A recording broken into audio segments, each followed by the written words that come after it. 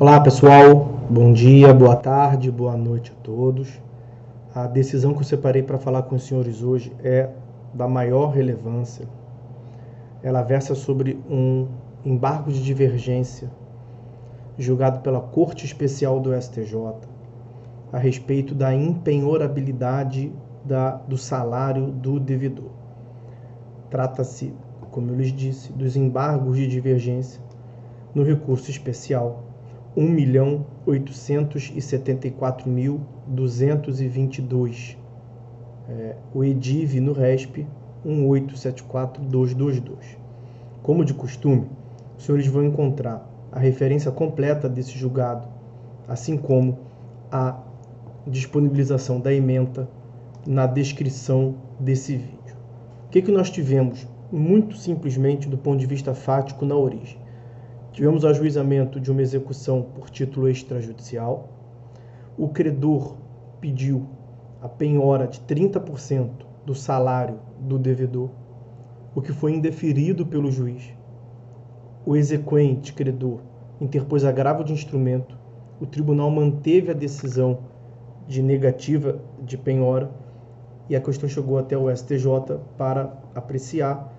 E no próprio STJ teve algumas divergências apontadas e nós estamos analisando justamente os embargos de divergência. Vejam essa parte que eu destaquei aqui para os senhores. O recurso tem origem em agravo de instrumento interposto contra a decisão que indeferiu o pedido de penhora do percentual de 30% do salário do executado. O camarada recebia em torno de R$ 8.500. A dívida objeto da execução tem origem em cheques que somam um montante aproximado de R$ 110 mil. O tribunal, a COR, entendeu pelo caráter absoluto da impenhorabilidade das verbas de natureza salarial, ficando, pois, restrita a possibilidade de sua penhora, ainda que no percentual de 30%, ante os termos expressos do artigo 833, inciso 4º, e como nós veremos também no parágrafo 2º. Vamos direto a eles, portanto. O 833 prevê as hipóteses de impenhorabilidade, os bens que são impenhoráveis. E no inciso 4º ele prevê o que nós chamaremos aqui de salário lato sensu. Os vencimentos, os subsídios, os soldos, salários, remunerações, provento de aposentadoria, pensões, pecúlios, montepios, quantias recebidas por liberalidade de terceiro e destinado ao sustento do devedor e de sua família, os ganhos do trabalhador autônomo e os honorários de profissional liberal, ressalvado o parágrafo 2º. Então, nós temos aqui uma hipótese de impenhorabilidade e a lei já traz as exceções, as ressalvas. E no parágrafo 2º consta o disposto nos incisos 4º e 10, o que nos importa é o inciso 4º, não se aplica a hipótese de penhora para pagamento de prestação alimentícia, independentemente de sua origem, bem como as importâncias excedentes a 50 salários mínimos mensais, devendo a Constituição observar o disposto no parágrafo 8º do 528 e no parágrafo 3º do 529, que é basicamente o desconto em folha. Então percebam bem, do ponto de vista normativo, o que nós temos é a regra da impenhorabilidade do salário lato sensu, no inciso 4º do artigo 833, como vimos. Então, ou seja, vencimento, subsídio, soldo, montepio, salário, aposentadoria, pensão, remuneração, seja lá como chame, né? Depende do título jurídico que gera a remuneração, né? Seja lá como for, o salário, a prestação mensal que o executado utiliza para sua sobrevivência e de sua família é, a princípio, impenhorável. Não pode ser penhorado para satisfação de dívidas civis. Mas nós temos exceções. Nós temos duas exceções previstas expressamente. É possível, sim, a penhora das verbas salariais para pagamento de prestações alimentícias, qualquer que seja a sua origem. Pode ser por pensão alimentícia decorrente de poder familiar, parentesco, derivada de ato ilícito. No princípio, isso é irrelevante. Pode ter desconto porque o que justifica a impenhorabilidade é a natureza alimentar, a sobrevivência do executado.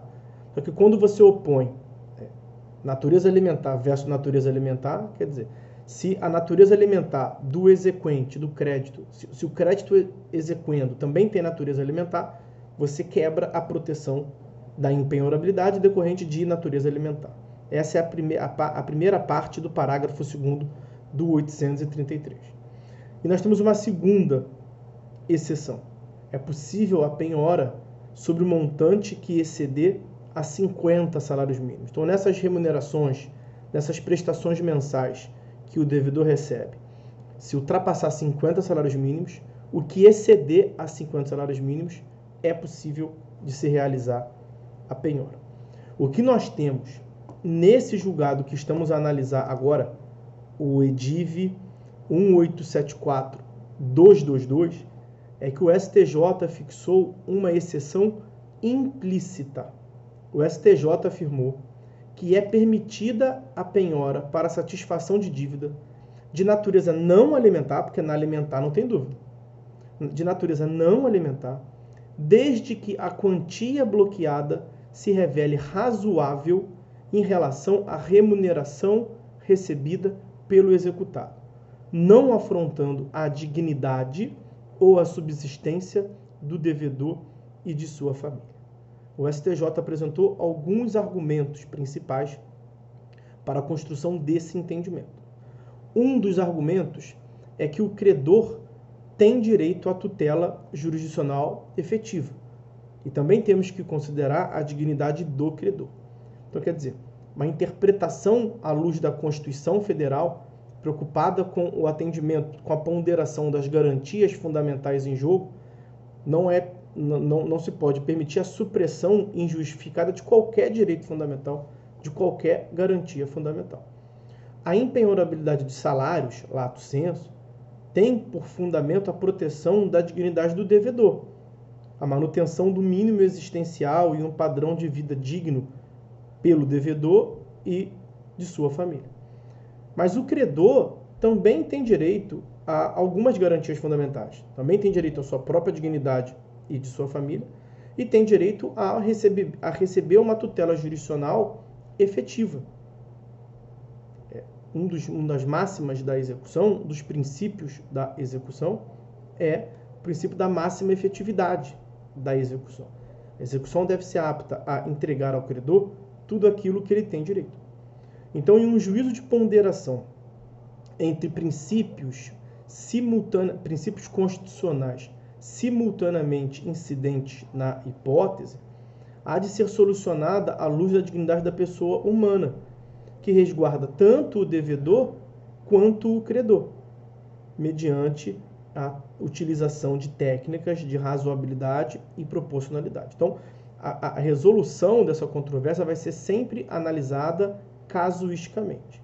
Vai sempre ter que se levar em conta as características do caso concreto. Um outro argumento que o STJ utilizou nessa construção de raciocínio é que o executado não pode agir de má fé. O executado tem que se comportar no processo de um modo probo. O comportamento dos sujeitos no processo deve ser orientado pela boa-fé objetiva.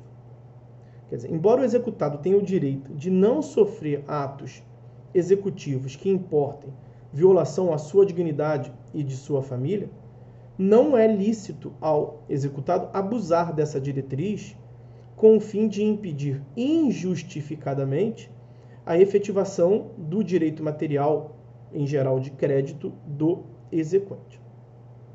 Um outro argumento, talvez o preponderante na fundamentação do STJ, é que a impenhorabilidade das verbas salariais não é mais absoluta. A impenhorabilidade absoluta, como se entendia, pelo menos redacionalmente, na redação do CPC de 73, é desproporcional. O CPC de 2015, ele suprimiu do caput do artigo 833 a palavra absolutamente. No Código de 73, o dispositivo era quase que idêntico, só que entre o termo são e o termo impenhoráveis tinha a palavra absolutamente. São absolutamente impenhoráveis e descrevia. No Código atual, retirou-se a palavra absolutamente. E isso, segundo o STJ, denota a admissibilidade pelo legislador do caráter relativo das hipóteses de impenhorabilidade. Ponderação entre princípios da menor onerosidade possível para o devedor e da máxima efetividade da execução para o credor faz com que a tutela jurisdicional deva ser analisado de acordo com as características do caso concreto. Daí se falar na necessidade de um provimento jurisdicional adequado à garantia da proporcionalidade e da razoabilidade. Só se revela necessária, adequada, proporcional, justificada a impenhorabilidade daquela parte do patrimônio do devedor que seja efetivamente necessária à manutenção de sua dignidade e de seus dependentes. Desse modo, a regra da impenhorabilidade de salários, vencimentos, proventos, à luz do inciso 4º do artigo 833, pode ser excepcionada, segundo o STJ, quando ficar provado que se preservou esse jaez, as verbas destinadas a essa característica que é manter uma vida digna do devedor e de sua família. O parágrafo 2º do artigo 833 prevê a possibilidade de se penhorar o que ultrapassar 50 salários mínimos. E o STJ entendeu que esse parâmetro não é o único, porque ele, no mais das vezes, é um critério desproporcional e irrazoável, porque é muito destoante, desconectado da realidade brasileira.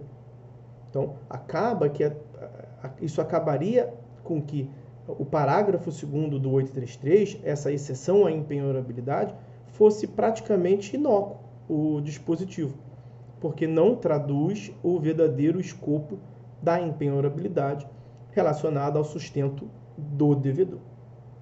Então, o STJ, com base nessas razões, entendeu ser possível a relativização do parágrafo 2º do artigo 833 para autorizar a penhora de verba salarial inferior a 50 salários mínimos, de acordo com uma análise perfunctória do caso concreto e a identificação da realidade em cada caso do quanto que se pode penhorar do salário do devedor.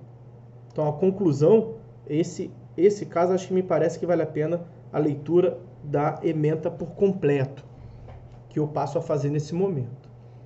O CPC de 2015 trata a impenhorabilidade como relativa, podendo ser mitigada à luz de um julgamento principiológico, mediante a ponderação dos princípios de menor onerosidade para o devedor e da efetividade da execução para o credor, ambos informados pela dignidade da pessoa humana. Falamos sobre isso. Admite a relativização da regra da impenhorabilidade das verbas de natureza salarial, independentemente da natureza da dívida a ser paga e do valor recebido pelo devedor, condicionada apenas a que a medida constritiva não comprometa a subsistência digna do devedor e de sua família. Essa restrição, essa condicionante aqui, é sempre analisada no caso concreto. Quanto que será necessário para a família do devedor, as características de vida do devedor se entenda como uma vida digna. Essa relativização reveste-se de caráter excepcional e só deve ser feita quando restarem inviabilizados outros meios executórios que possam garantir a efetividade da execução e desde que avaliado concretamente o impacto da constrição na subsistência digna do devedor e de seus familiares, como eu adiantei e falamos aqui algumas vezes. Ao permitir, como regra geral, a mitigação da impenhorabilidade quando o devedor recebe valores que excedam a 50 salários mínimos, o parágrafo 2º do artigo 833 do CPC não proíbe que haja ponderação da regra nas hipóteses de não excederem. Ou seja, a lógica do STJ é: o legislador trouxe um critério excepcional, uma presunção de que pode excepcionar a impenhorabilidade acima de 50. Aí não precisa fazer uma análise casuística. A lei já autorizou. Abaixo de 50 salários mínimos, não é que não pode, não está permitido liberadamente, também não está proibido terminantemente. Vai ter que fazer uma análise proporcional, razoável, com as características do caso concreto. Muito importante esse julgado, meus amigos. Embargos de divergência para eliminar a divergência no âmbito do STJ, e é um julgado da Corte Especial do STJ. Não tem onde mais no STJ resolver essa questão acima da Corte Especial do STJ, só mesmo o STF, ok? Então, era isso que eu queria falar com os senhores nesse vídeo de hoje. Por hora é só. Fiquem todos com Deus. Nos vemos em breve, analisando mais decisões relevantes, paradigmáticas, dos tribunais superiores, nomeadamente STJ e STF. Um abraço.